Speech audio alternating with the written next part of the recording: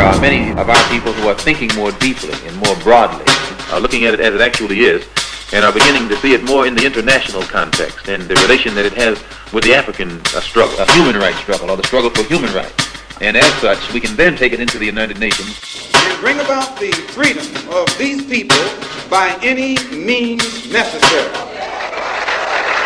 Country. Nonviolence has been a tremendous force in grappling with the social problem of legal segregation and the syndrome of deprivation surrounding that system. And of course, it has been a major force in grappling with the political problem of the denial of the right to vote. But in winning victories like the Civil Rights Bill of '64 and the Voting Rights Bill of 1965 around the issue of segregation and voting rights, we discovered that these legislative strides did very little to improve the lot of the millions of Negroes in the ghettos of the North and in the nation generally. In other words, it did very little to penetrate the lower depths of Negro deprivation in communities all over. This is African Esquire TV. I'm your host, Tony Cherie. I'm here with a very special guest. This is Brother Konata. Brother Konata is the spokesperson for WeChargeColonialism. If you don't know already, WeChargeColonialism is an organization that I started with a few people. And basically what we're doing is we're trying to raise awareness of the fact that African Americans are colonized people in the United States. And because of our colonized status, we have to go and actually obtain self-determination as a real remedy to our situation instead of trying to just integrate into society that is not going to let us in. So I'm here with Brother Konata today. Brother Konata, do you want to introduce yourself? Hello, family. Brother Konata, Konate, I answer to both, also known as Team Africa Worldwide. I have been on a journey since maybe, I don't know, the age of 18, just to find out who I am, and the more I learned, the more I wanted to know. The more I wanted to know, the more I wanted to share, and that's caused a lot of challenges in my life. Yeah. So, what is your background as far as activism? Like, what have you done up until now?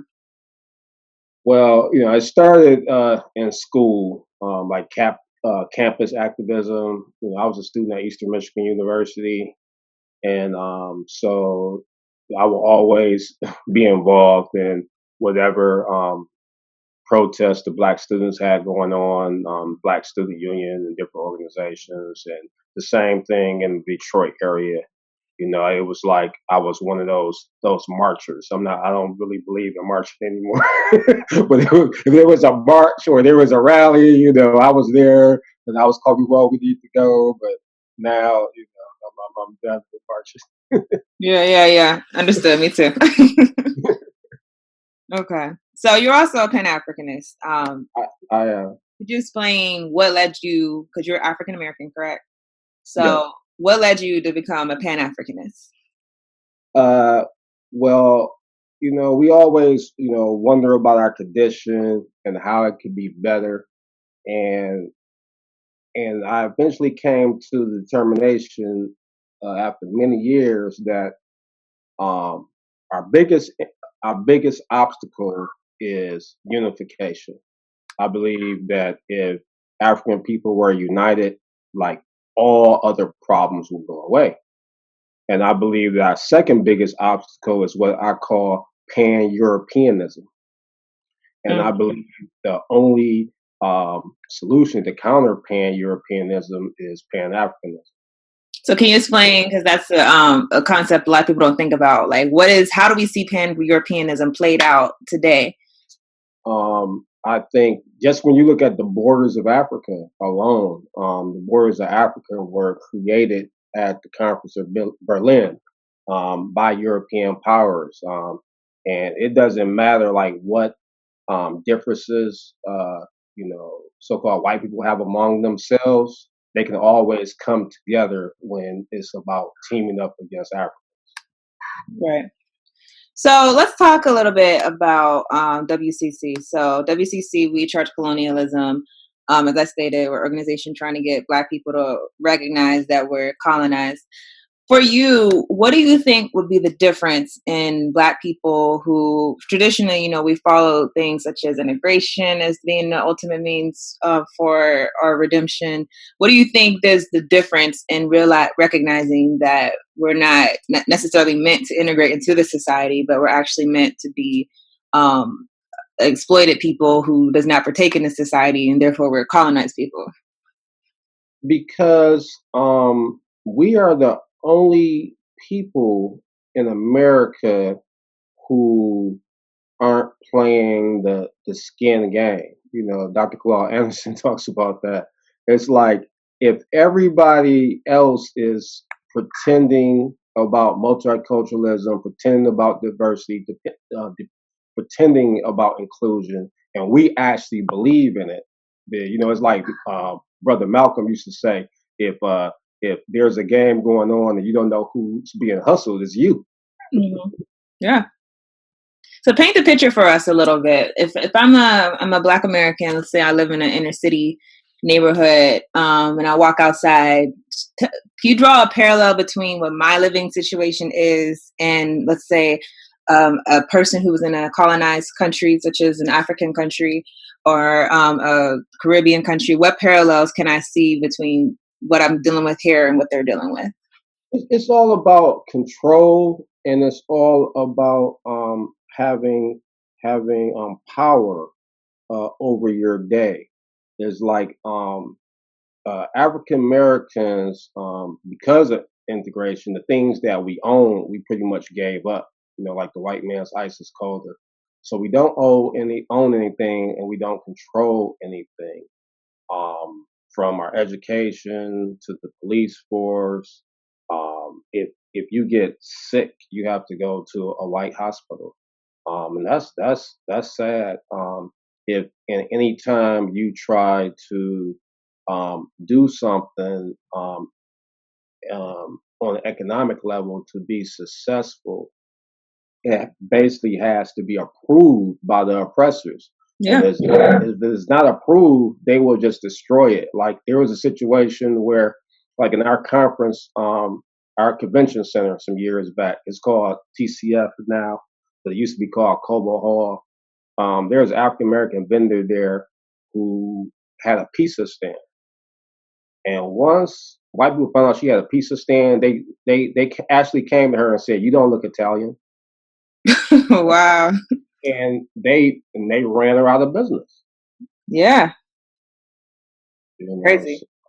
Yeah. yeah, so it's that type of thing, and it's like whatever you try to do, like my problems, like I in corporate America, like I tried like all different types of things. I was unsuccessful with law school, so I transferred to a paralegal program. I became a paralegal. I was working at a well-known firm in the Detroit area, and it was like 60, 70 people there. And I was the only Black man that lived there. I mean, that worked there. So I was so lonely and isolated. It was like three sisters there, but they worked in different departments, and it wasn't any really unity there. And I was the only brother out of all those people. And I was constantly harassed, and I knew they were trying to get me to quit. And I kept thinking Jackie Robinson, right? Yeah. Like, man, Jackie Robinson went through made more than this to crash through the majors. But then, at the end of the day, though, I thought about it, and I'm like, well, because Jackie Robinson broke through in the majors is why we don't no longer have the Negro Leagues. That's true. So, so I stopped using that as a motivation, and so eventually, I wouldn't give up. I'm like, no, like if I quit, then I don't get unemployment. Yeah, yeah, true. So I'm like, eventually I was removed from that situation, and people and these people, they don't care about you. They don't care if you have rent, car notes, babies. They don't know what your life situation. They don't care. It's like when it comes to them, you can have a person in that's European who doesn't know how to do their job, and I've actually seen them get promoted to management because they don't know how to do the job. They'll say, well, they don't know how to do the job, but we'll just put them as management position because they got to feed their family because that's Right. how they see one another as human. The same thing. I worked for a humongous mortgage company here, and man, I did everything to go from operations to technology, and it was so difficult. They did not want to let me on the technology team, and I just wouldn't take no for an answer. And I kicked and I kicked and I took every class I could take.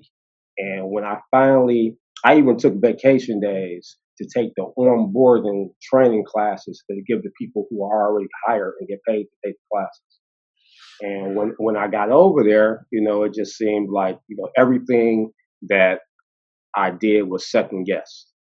Everything is like it was like basically, first of all, if I'm in a meeting and I get there first, it's like, are you lost?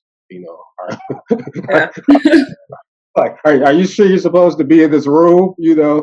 And then when I would you know uh, contribute uh, the results of like weeks of research, it would still be questioned of whether or not it would be valid, and then it wouldn't be valid until another European say, "Oh yeah, he's right." And then once I get that validation that I'm right by a European, then people say, "Okay, I guess we can go with that." Right. And then the same thing. Eventually, I was pushed out of that, and so um, and so I started thinking like Booker T, and I'm like, Booker T said, and it's weird because I was so against Booker T as a college student. I was a Du Bois guy.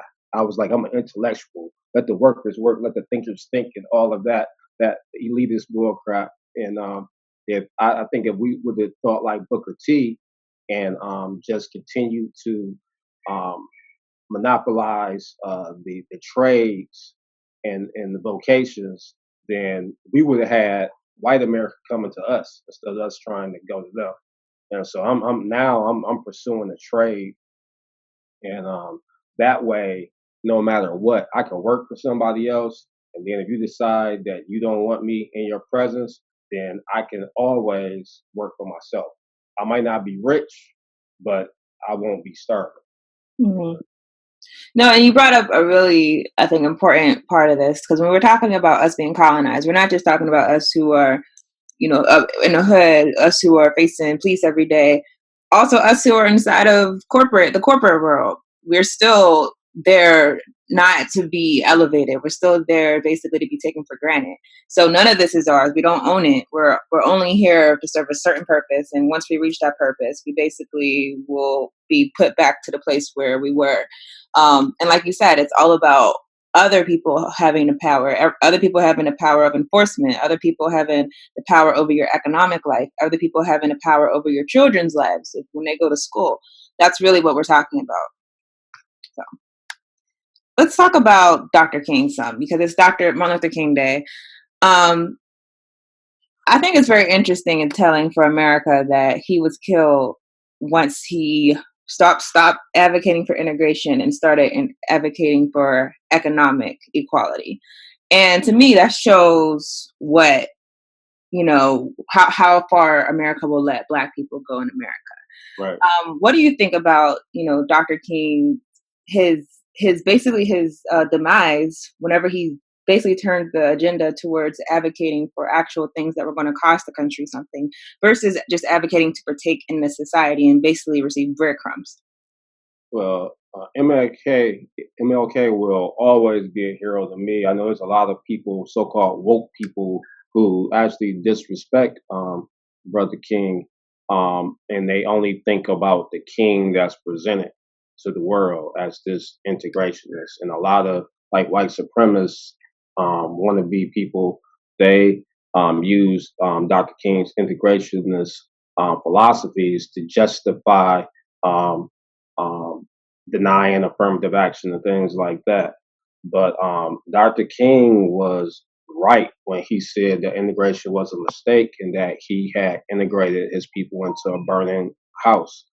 And and so it proves that as soon as you step out of the agenda, because there are a lot of people, we have some so-called leaders now that a lot of black people follow, but they don't realize that's approved protest. The oppressors approve of that protest. As soon as you start protesting in a way that they consider to be a real threat or a real challenge, that's when you're gonna have obstacles from your character being defamed, from you being locked up, or you being even murdered. Yeah, I love that approved protest. I'm gonna use that. You might see me say it in another video. Go, feel free. Yeah, but it's true though, because I think a lot of what happened with Black Lives Matter, a lot of it was approved protest, but obviously you've seen whenever it stepped on certain lines, with the Black identity extremist label that the government put on Black activists. I thought it was very interesting that the one of the first people we heard of being targeted was someone who was just teaching people basically to have the right to bear arms. And this is a right under the Constitution, and they legally had arms, but that they were labeled as Black identity extremists, this government designation, and obviously that crosses the line to them of being unapproved protest, despite the fact that it's supposedly a right to bear arms. Right, and that's so scary, and that's why that's so scary to me, because usually when we hear about these police killings, with the exception of Philando Castillo, it's like you always hear unarmed black male, unarmed black person, and I'm like, they should stop saying that. I know they're saying that because they think, well, that's less of a reason for you to be shot. But when you stress unarmed, then that means, like, okay, so if you are armed, it's okay for you to be killed. Right. That's what they're basically saying.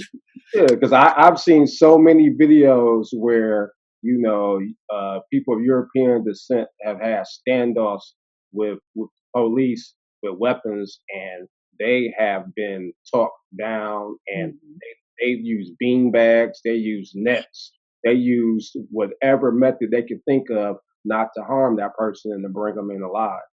Right. So in relation to WCC, obviously a big thing that we're doing is we're going to petition the United Nations. I often hear on my channel, a lot of people, when they hear me talk about this, their thing is the United Nations obviously doesn't have power. They're not going to force the United States to actually do anything. We know this from history, right? That the United Nations is a colonist organization. It was literally founded by the same colonists who colonized Africa, colonized the world. So what's the point of going there? To you, what benefit do we get from making this claim to the United Nations?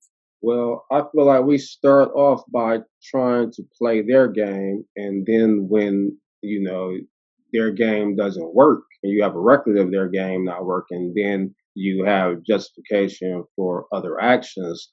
It's almost like how they play the brothers in the hood. They might arrest you for no reason, and then they say, well, look, if you go ahead and plead to this misdemeanor, we'll let you go. And then you just could be on probation. So now you have a record as being a criminal. That's a record as a criminal. So the next time you're accused of something, they can say that prosecutor is going to bring up, you are a repeat offender. We have a record of this person as being a criminal. And that's the foundation to probably lock you up for the rest of your life.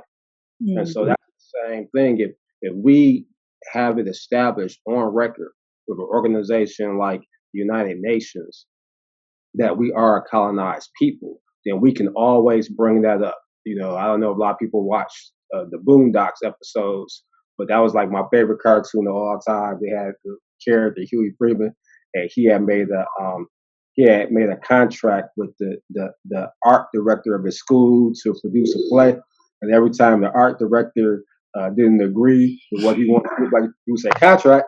Right. Contract. So that's the same thing like one of my law professors would do. Like, if he felt like one of the non-African professors at the school was trying to rush him out of his lecture or whatever, he would pull out his copy of the Constitution and say, I got my freedom papers right here. You know what I'm saying? So, Exactly. yeah, so that's the thing. It's like you want to set a foundation. You want to have it on a record that, look, this is the situation. And then when you try to do other things, now you have something to build off of. Like, for instance, just say we wanted to do a class action lawsuit against these corporations and different organizations that profited off of slavery. And we can do that based on, well, the UN agrees that we we are colonized people. If we wanted to do any type of internal suits at this point for reparations, whatever, however people see reparations being a check or control over different entities or whatever, it's like you have this foundation to say, look, we are colonized people. So that's why it's very important to me. Yeah, and it's interesting. I don't hear people say that with regard to going to Congress, despite the fact that we know the Congress has for something like reparations historically has ignored it, going to the Senate. So the precedent obviously is that not only are we, like you said, making a record, but we're making a record on an international stage where African people all over the world have similar claims against the same oppressors. So Right. it can resonate in that way also. Oh, definitely, because I 2 points. One, just to get back to Brother Dr. King for a second. I just find it odd that sometimes, like, we get these wins. Like, a lot of people don't know that Dr. King was not shot to death on that balcony. He was actually smothered with a pillow in the hospital. Mm. And his family proved that, and they won a lawsuit against the U.S. Really? I didn't know that. Yeah. I mean, I would have to research it more, but I've been seeing it a lot.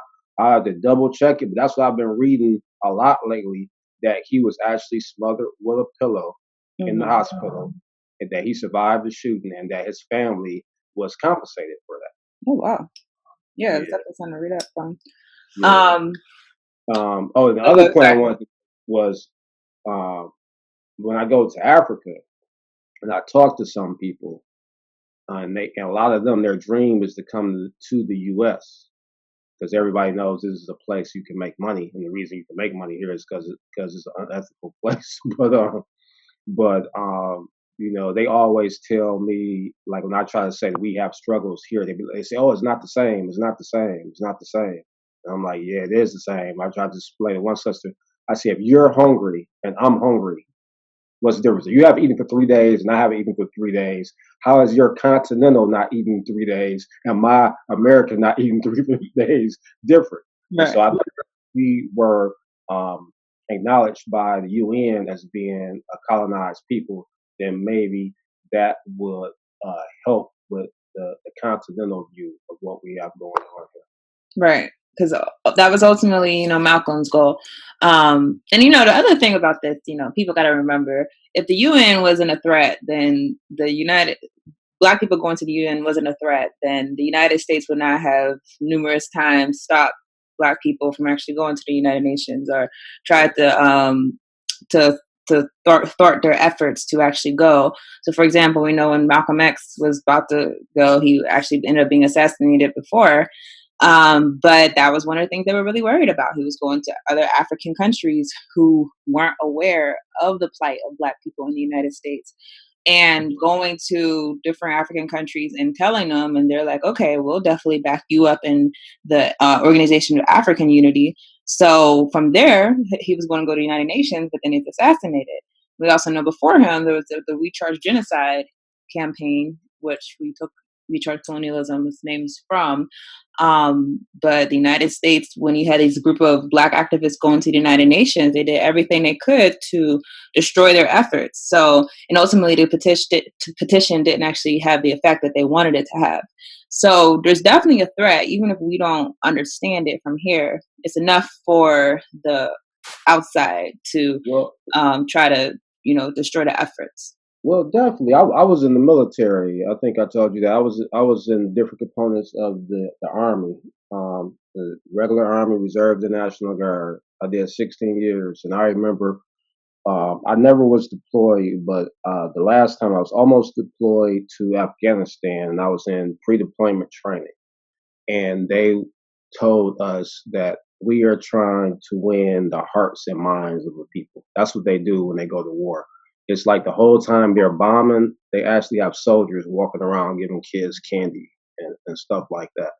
And so when we as American citizens go to the UN and say, look, America is not this nice guy that they portray to the world to be, then that hurts their image. That hurts their brand. It's just like if you're a company, Nike is not going to let you trash their brand. So America is not going to let you trash their brand. Right. Because that's how they get over. I mean, they may spend all this money on weapons, but the oppressor's main weapon has been lies and deception. Right. It's not like they were just so big and bad. They just went over to Africa, smacked everybody around, took the people and took the resources. No, they came in like they were friends, and and then they got a foothold, and then they say, "Oh, okay, can we build this church here?" And then when you say, "Well, now I'm going to rip it down," it's like, "Oh, you attacking the crown? That's going to be an act of war," you know. Yeah. So they always live off this of deception. They did it then, and they're doing it now. And so anytime you're trying to pull that curtain back and expose who the real Wizard of Oz is, that's a problem, and you're actually you're putting yourself in the line of fire when you do that. Right. So let's pivot from WCC, and anyone, if you before I forget, if you want to join We Charge Colonialism, you can email WeChargeColonialism@gmail.com. There's a description. It's in the description also.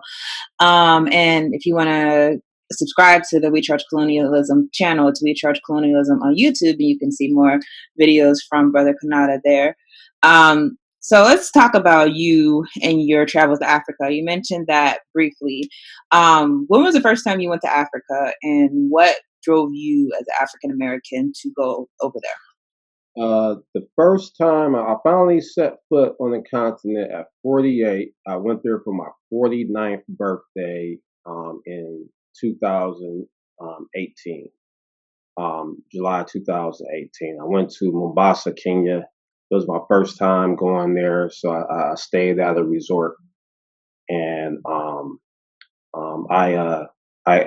was had a couple of tours that I went on that was provided by drivers of the resort, and I made a little bit of contact with people there, but not a lot. And then I walked around. Actually, I said, "Man, how can I get around?" Because of course, like once you take your American phone to another country, it becomes a paperweight or alarm clock, And so I said, oh, look. So I actually um, got a phone. I walked to the mall. I found the mall, and I bought a phone in Kenya, and I had that activated. So I'm like, now, no matter where I go, I can just always call Uber and get back to the resort. Mm-hmm. So once that happened, it was on and popping. I just started walking around and just looking around and just trying to become a part of the fabric, and just trying to see how many people would notice that whether or not I was a continental or if I was from somewhere else. And guess what? Nobody knew. Nobody. No, it wasn't until I would start talking to somebody that they would say, "Oh, where you from?" And most of the times, like they still wouldn't automatically guess America. They would say, "Are you from Nigeria? Are you from South Africa? Are you from the UK?" Yeah. And some of the younger people, they'll catch it faster, and they'll be like, "Okay, your accent sounds American." But that's so I tell everybody who all these they have all these little groups, Hebrew Israelites, and these people want to be Native Americans and all that. I say, before you believe all that, go to Africa. Go to Africa and see how many times you bump into your auntie at the market. Every time somebody looks just like your sister or your first cousin, and you're gonna swear up and down like, oh, that person got to be American. So I would do that. I'm like, I think I see American. Let me run up on them, and so I can connect. And then I go talk to them, and nothing but Kenyan accent comes out their mouth. Right. So, and how many times have you been there since then? I've been 3 times. I went that time, then I went in February of 2019, and then I just got back not too long ago. I went in the end of November and came back in the beginning of December. Always in Kenya, right? Yeah, always in Kenya. I went to I've been to 3 cities now. I've been to Mombasa, I've been to Nairobi, and I've been to Diani. Some people in Nairobi consider Diani to be Mombasa, but the people in Mombasa don't. It's like almost an hour away. And I've technically been to Ethiopia too, because the first time I went, I took Ethiopian Airlines, and I had to connect in Addis Ababa. Okay. So for African Americans, what importance do you think it is that we go to Africa? It's interesting. I hardly ever see a lot of people I know talk about going to Africa. It's usually they're talking about going to Europe, or they're talking about going to Jamaica, which is still a black place, but it's not the original. Right. What is the reason you think should be? In my opinion, I take influences from everywhere. I study a lot of different religions, and I have Islamic influence. And one thing with the Muslims, they have this thing about Hajj, where they have to go to the city of Mecca at least once in their lifetime if they can afford it. And I say, well, that's what African people in the diaspora should do for Africa. That should be your lifetime mission, to go to the place of your ancestors at least one time before you die. I mean, you go all these other places, and people act like it's so expensive and they can't go. But if you're from New York and you fly to LA, you probably can get to Africa cheaper. If you're from Oakland and you fly to Miami, or Detroit and you fly to Dallas, you might be able to get to Africa cheaper. It just depends on you. If you go you can't go during the holiday season, but if you go during the off season and you shop around, you can get a ticket to Africa for as low as $600. Right. And then of course, like the hotels and the living there, the food is going to be so much cheaper. Everything is cheaper. Like for the price of one avocado here, you can buy 4 there. Mm. Yeah. And Kenya is like one of the most expensive countries, and it's still and it's still an advantage. The cost of living is less. Like for instance, you might not be living in the best place, but you can actually get an apartment in Nairobi for $200 a month. Mm. I'm not saying you won't be in the hood, but there's no such thing as that in the United States. Yeah, it will be a project building in the U.S. Yeah, so it's a big difference on how far your money goes, especially when you learn when you link up with the locals and you learn how to get around those tourist prices and those expat prices. Then it really begins to go far. If you just Google everything, and then you're going to go to places where expats and tourists go, and you're going to be paying similar prices that you would pay in the U.S. On a personal level, what has going to Africa done for you in your personal life? Well, every time I go to Africa and I come back to the U.S., I feel less American. Mm. Because I really connect when I go over there. And I'm not saying it's the same for everybody. I've convinced 2 of my friends so far to visit. I don't think neither one of them had the same experience I had. But I still applaud them for going. But for me, I mean, the first time that when I was in Addis Ababa and I was changing planes, and like when I changed, we actually had to walk outside to the second plane that was going to Mombasa, and I was just like, I was like a little kid, like like getting a toy. It was like, man, my feet are on African ground. You know, I came this close to bowing down and kissing the ground like the Pope. And it's like I've always been a warm weather person anyway, and so it's like if it gets down to 65 degrees there, you'll see all the locals saying, "Ooh, it's so cold." Right. And I was like, man, it was 65 degrees was freezing. Man, here, man, that would be a big deal. You know, it's like we've had the best January I think that we've ever had in Detroit in my lifetime, um, and and yesterday it was like 29 Fahrenheit. Yeah. It's so such a warm summer. I don't know what's going on. I mean winter. I mean, last question on a political level. What do you think is will happen when more African Americans? And we've seen a lot going this year. For example, to the year of return. What do you think on a political level will happen when we not just start going to Africa, but just start uniting with Africans? I think there's going to be an awakening. I think that sort of like the 70s in the U.S. It's like not everybody was a Black Panther, and not everybody was, you know, well versed in African history, but everybody had an afro. Everybody had a dashiki, because what tends to happen is sort of like what's his name's book, Malcolm Gladwell, like the tipping point. It's like if you get enough people to start doing something, even though they're a minority, you know, it comes to the point where those people are considered cool, and now everybody else wants to be cool. You know, so if we make Pan-Africanism the new cool, then everybody will be Pan-African.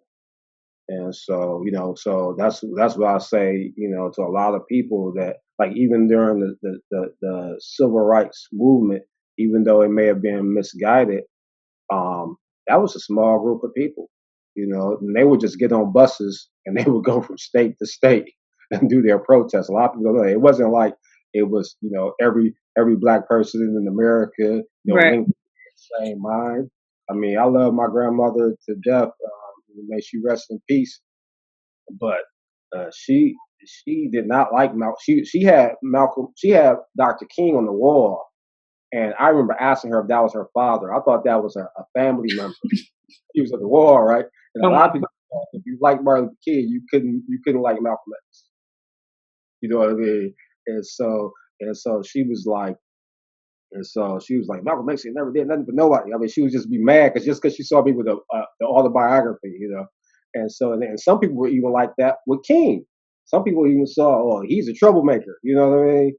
So it's always the minorities who change things. It's never the masses. So I think if we grow the minority large enough, then everybody else will follow. All right. That is a good place to leave off. So thank you, Brother Konata. I want to give you information where people can find you. Okay. I have a YouTube page called Team Africa Worldwide.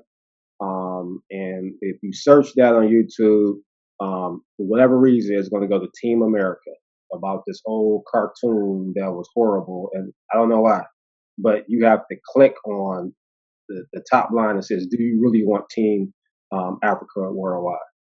And then you can email me at teamafricaworldwide@gmail.com, and I'm also on Instagram at Team Africa Worldwide. All right. Thank you so much. Everyone, again, We Charge Colonialism. This is the organization. We are raising awareness. We as African people, we are colonized. So follow us on social media. We're on Facebook. We're on Twitter. And hopefully we can get this movement started. So thanks again, Brother Konata. All right, Asante Sana.